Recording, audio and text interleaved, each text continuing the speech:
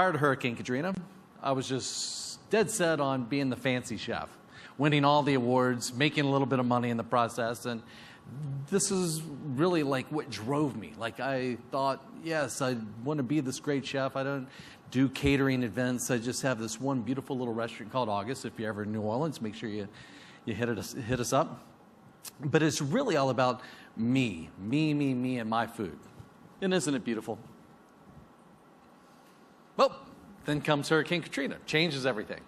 So with Hurricane Katrina, I then saw the ugliest sight that I've ever seen inside America. I'd been in the Marine Corps, I'd been into combat in the past, and I saw ugly things there, but it didn't exist, not in my world. And yet, federal levees fail us, all of a sudden, chaos breaks out in New Orleans. The political pundits on TV wonder, should we even rebuild New Orleans? Why even bother doing this and that? And it's just a city, and we'll just build another one. And at that point, I saw so many people in despair, and I thought, God put me on this earth for a reason. It's not to create just fancy food. It's really about helping people. It's about using my talents to make the world better. And I think that's what we're all kind of called to do in our own way. So they're just basically what happened to my restaurant is I turned it into a mass catering exercise. We had no money, we had no electricity, we had no food, and we also had no rules. And so that allowed us to break a lot of rules. And so we broke as many of them as we possibly could in order to marshal the resources into New Orleans to help feed people, to give people hope. And so we started first with feeding first responders after the bulk of the refugees, evacuees, whatever the displaced people were called at the time. Once everybody had a chance to leave, then you had these, the people that kind of kept the peace, and so, or tried to. So we started feeding them. And we were originally out on the streets, in literally flooded streets and flat boats with igloo ice chests feeding red beans and rice. That's the common Monday dish in New Orleans. I remember feeding this one guy the first bowl of red beans that I dished up. Handed it to him, and he looked at it and he said, "My mama's red beans are better than these, baby." And then starts arguing with me on what's the proper recipe for a red bean, and why didn't I have any andouille sausage in my red beans, and so on and so forth. And at this point, I'm like, this is good. This is good stuff, and this gives me hope for New Orleans. And so we started catering, mass catering. That led to one thing, led to another. And then I started thinking about how can we really help people? We have to start the bare bones. We have to invest in our foodways because, again, using food is that common thread that I like to do. Then we can affect a huge change. And my idea was that we will have to pull ourselves up the best we can, and that's by localizing our economy. I buy from the farmers, support the farmers, the fishers, the foragers, and all the people that it takes to bring us this great food. And we might just be able to save the only indigenous urban cuisine left in America. And if you think about it, so much of American culture has just kind of eroded away. And we're like this last little island. For better or for worse, New Orleans has its own culture. And I didn't want to lose that. And so we started investing in farmers. And we started a microloan program where farmers who couldn't receive financial assistance through conventional means, they could come to us and we would run it through a local, through a small town savings and loan, no interest loans, and getting farmers back. This is one of the farmers that actually, I'll just skip through some of these because I've got a clock ticking. Farmer right here, we were talking about school food earlier at lunch. We kind of had a save the world lunch moment. And this farmer approached me. The farmer needed to buy $100,000 worth of more cattle. Well, what are you going to do with the cattle? Well, I've got this school and that school lined up. If I could ramp up my production, then I could start offering the kids real milk from here, antibiotic free, the whole shebang, wonderful stuff. So we pull together resources, get them what they need.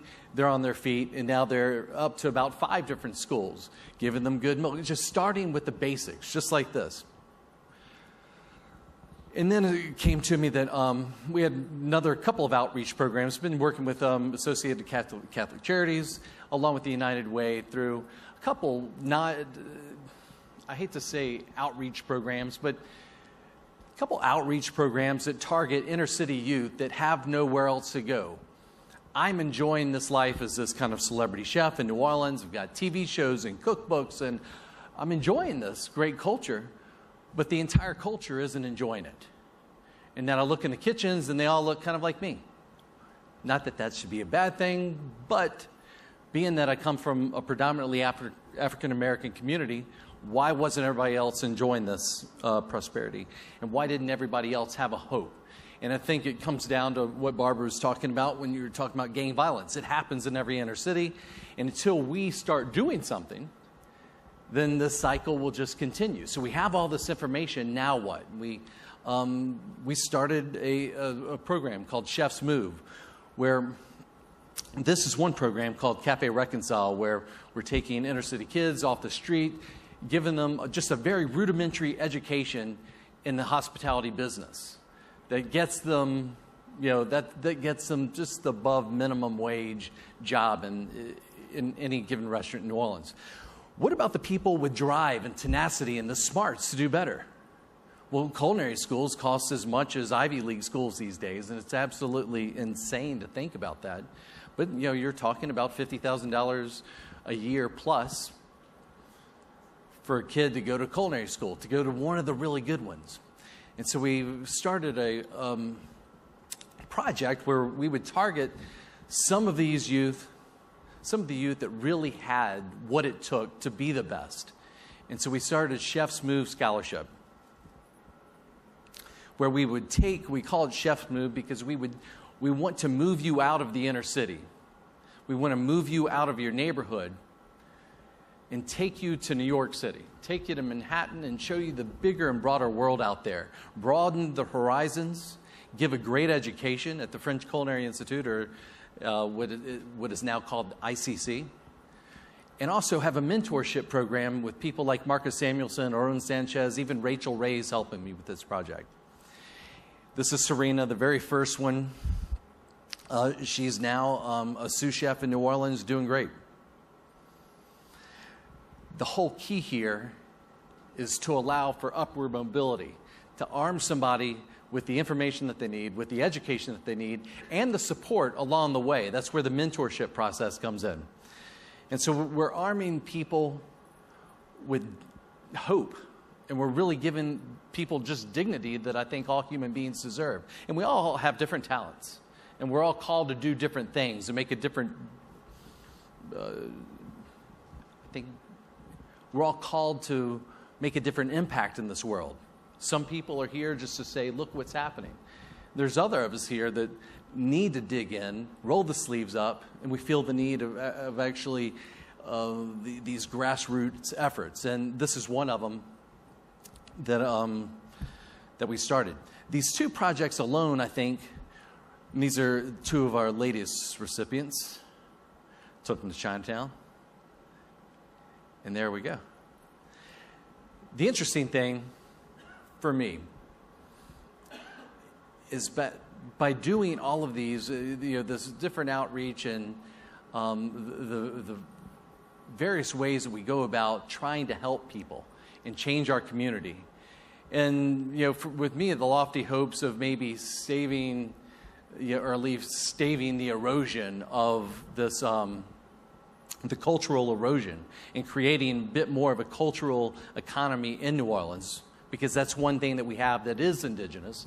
And I think as long as we keep investing in the human resource and just investing in humanity, then we have a hope of just taking this model to other communities.